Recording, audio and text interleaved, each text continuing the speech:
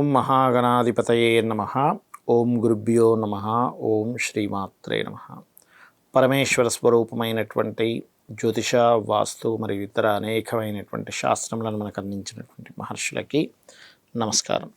హయగ్రీవ హయగ్రీవ హయగ్రీవేతి యో వదేత్ తస్సరిస్సరతే వాణి జహ్నుకన్యా ప్రవాహవత్.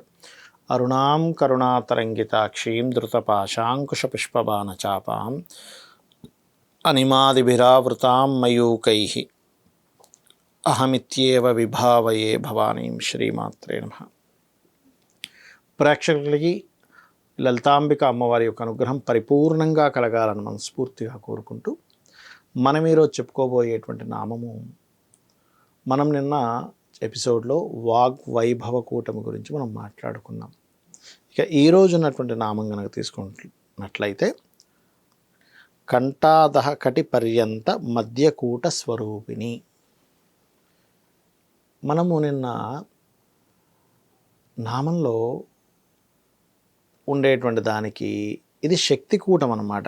ఇందాకదేమో వాగ్భైవ కూటమి. అదేవిధంగా శక్తి కూటమికి వాగ్భైవ కూటమికి మధ్యలో ఉండేటువంటిది ఇది. తర్వాత శక్తి కూటైక అనేటువంటి నామం వస్తుంది. అయితే ఇది మధ్య కూటమి అంటారు దీన్ని.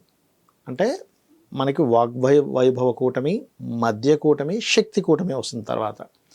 అయితే ఈ శక్తి కూటమి పైన ఉండేటువంటిది ఈ యొక్క మధ్య కూటమి.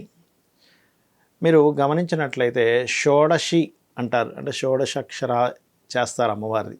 ఈ షోడశాక్షరిలో ప్రత్యేకంగా ఈ 5 అక్షరాలు ఉండేటువంటిది ఏదైతే ఉందో, మనం వైభవ కూటమికి సంబంధించింది అది 5 అయితే, ఇది 6 అక్షరాలతో కూడినటువంటి బీజాక్షరాలు ఉంటాయి ఇందులో.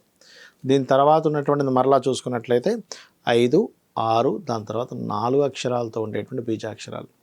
ఇప్పుడు పంచదశి మంత్రము అంటారు. ఈ 3 వరుసగా చేసుకుంటే పంచదశి వచ్చినటువంటి ఫలితం వస్తుంది. షోడశి దాని యొక్క ఫలితం ఇంకో రకంగా చేసుకోవడం ద్వారా వస్తూ ఉంటుంది. అయితే ఈ పంచదశి మంత్రం ఏదైతే ఉంటుందో అది మామూలు విషయం కాదు. అది గురువుల దగ్గర మాత్రమే తీసుకోవాలి. మరి గురువుల దగ్గర తీసుకుంటాము, మరి గురువులు లేరు. ఉదాహరణకి గురువు ఎక్కడా దొరకట్లేదు. ఈ లలితా సహస్రనామాలు గనక ఎక్కడా మనము ఒక్క తప్పు కూడా పలకకుండా గనక మనం చేయగలిగితే మనం దీన్ని చేసుకోవచ్చు హ్యాపీగా. నామాలుగా చూడడానికి నామాలుగా ఉంటాయి, కానీ లోపల తెలియకుండానే బీజాక్షర సంబంధించినటువంటి శక్తి దాగి ఉంటుంది. అయితే ఇక్కడ కంఠ అద అంటే కంఠమునకు కింది నుండి మొదలుకొని కటి పర్యంతము ఏదైతే ఉందో, కంఠం నుండి కింది వరకు, కటి అంటే ఈ భాగం, నడుం భాగం వరకు, ఈ కంఠం నుంచి కింద వరకు ఉండేటువంటి మధ్యకూట స్వరూపిణి. అంటే అమ్మవారు ఇక్కడ వాగ్భైవ కూటమిగా వెలుగుతుంది, ఇక్కడ మధ్యకూటమిగా వెలుగుతుంది, దీని కిందనే శక్తి కూటమిగా ఆవిడుంది.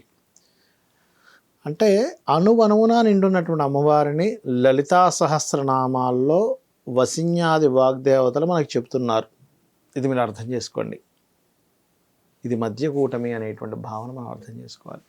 మరి ఈ మధ్యకూటమి ఏదైతే ఉందో, ఈ వైభవ కూటమి, మధ్యకూటమి, వీటి వల్ల మనకి లలితా సహస్రనామాల్లో దీనికి ఒక రకమైనటువంటి చేస్తారండి. అంటే ఈ నామాలన్నీ తీసుకొని బాడీలో ఒక్కొక్క పార్ట్ని టచ్ చేసుకుంటూ, ఎవరికి వాళ్ళు, వేరే వాళ్ళది కాదండి, దయచేసి అలా అనుకోకండి. బాడీలో వాళ్ళ దాన్ని ఇలా టచ్ చేసుకుంటూ, పాదాల దగ్గర నుంచి శిరస్సు వరకు టచ్ చేసుకుంటూ నామాలు చదువుతూ ఉంటారు. అదొక ప్రక్రియ ఉంది. దానివల్ల ఏమవుతుందంటే మన శరీరం ఏదైతే ఉందో మొత్తము కూడా దేవతా స్వరూపాలతో నిండుతుంది. ప్రతి వేలు నుంచి అణువణువున ఉంటుంది, ఎనర్జైజ్ అవుతుంది దాని ద్వారా. అయితే ఇక్కడ ఈ మధ్యకూట స్వరూపిణి అనేటువంటి నామం ఏదైతే మనం చేస్తామో, దీనివల్ల కలిగేటువంటి ఫలితం ఏమిటి? వాగ్వైభవ కూటమి ద్వారా కలిగేటువంటి ఫలితం మనం వాక్ సంబంధించిన చెప్పుకున్నాం. ఇక్కడి నుంచి ఇక్కడ వరకు ఉండేటువంటి స్వరూపాన్ని కనుక మనం తీసుకున్నట్లయితే కమ్యూనికేషన్స్ బాగా బ్రహ్మాండంగా కలిసి రావడము. అదేవిధంగా ఒక మనిషి తన లైఫ్లో చదువుకున్నాడు, ఎదిగాడు, దాని తర్వాత ఏముంటాయండి? చదువు తర్వాత అతను సెటిల్ అవ్వడం, వివాహం చేసుకోవడం, ఇట్లాంటివన్నీ ఉంటుంటాయి కదా. ఈ లైఫ్ మిడిల్లో జరిగేటువంటివన్నీ కూడా అమ్మవారు చూసుకుంటుంది ఈ నామం పలకడం ద్వారా. ఇంకోటి ఏమిటి, ఈ స్వరూపంలో ఉంది. ఇక్కడ ఏం చెప్తున్నారు, అమ్మవారు వాగ్భవ కూటంలో ఇక్కడ నుంచి పైకి ఎలా ఉందో ఇది కింద వరకు అలా ఉందనేటువంటి చెప్తున్నారు కదా. మళ్ళీ దాని తర్వాత ఉండేటువంటి శక్తి కూట స్వరూపిణి అనేటువంటి చెప్పడం జరుగుతుంది. ఈ నామాలు ఏదో జస్ట్ అలా చదువుకుంటూ వెళ్ళిపోతున్నామా, లేకపోతే ఇదేమిటి వాగ్వైభవ కూటమి అని చెప్పారు, అదేవిధంగా మధ్య కూటమి అనేటువంటి చెప్పారు, శక్తి కూటమి అనేటువంటి చెప్పారు. ఇలా ఎందుకు చెప్పడం జరిగింది లలితా సహస్రనామాలలో ఆ వసిన్యాది వాగ్దేవతలు అనేది ఆలోచిద్దామా అనేది మనం ఒకసారి ఆలోచించాలి. మనకి చిన్నప్పటి నుంచి చెప్పకపోవడం వల్ల, తెలియకపోవడం వల్ల విపరీతమైన కోపాలు, ద్వేషాలు, ఒకరి మీద ఒకరికి ఈర్ష్యలు ఇట్లాంటివన్నీ పెరిగిపోతూ ఉంటాయి. ఎప్పుడైతే మనం లలితా సహస్రనామాలను ఎప్పటికప్పుడు వింటూ అర్థం చేసుకుంటూ ఉంటామో ఇది కంట్రోల్ అవుతుంటుంది. ఎప్పుడైనా కోపం వచ్చినా కూడా తర్వాత మరలా రియలైజ్ అవుతూ ఉంటాం, అరే నేనేంటి ఇలా చేశానేంటి, ఇక్కడ ఈ తప్పు చేశానేంటి, ఇక్కడ ఈ ఒప్పు చేశానేంటి, ఇక్కడ ఇలా ఫీల్ అయ్యానేంటి అనేటువంటిది వెళ్తూ ఉంటుంది లైఫ్ అనేటువంటిది, గుర్తుపెట్టుకోండి. అదేవిధంగా మరొక విషయం ఏంటంటే ఇక్కడ దీంతో పాటు ఈ జాతక చక్రంలో ఎవరికైనా కానీ 3వ స్థానము అంటారు. 3వ స్థానము, చతుర్థ స్థానము అంటే మనశ్శాంతి కోల్పోయినటువంటి స్థానము, హృదయ సంబంధించినటువంటి ఏమైనా ఇబ్బందులు వస్తున్నా, సంతాన సంబంధించిన ఇబ్బందులు వస్తున్నా ఈ యొక్క నామం కూడా బ్రహ్మాండంగా పనిచేస్తుంది. అదేవిధంగా ఇంటిలో ఒక్కోసారి చూడండి, గృహంలో కనుక బ్రహ్మస్థానం పాడైందనుకోండి, బ్రహ్మస్థానం పాడైతే ఎవరికైనా కానీ ఏమవుతుందంటే వాళ్ళ ఇల్లు ఎంత చక్కగా నిర్మించుకున్నా కూడా బ్రహ్మస్థానం పోవడం అంటే ఎలా జరుగుతుంది, ఏ పిల్లరో వేస్తారు అక్కడ తీసుకెళ్ళి, లేకపోతే బ్రహ్మస్థానం చాలా క్లోజ్ అయిపోయేలా కడుతూ ఉంటారు. అప్పుడు ఏమవుతుంది, బ్రహ్మస్థానం యొక్క బలం తగ్గుతూ ఉంటుంది.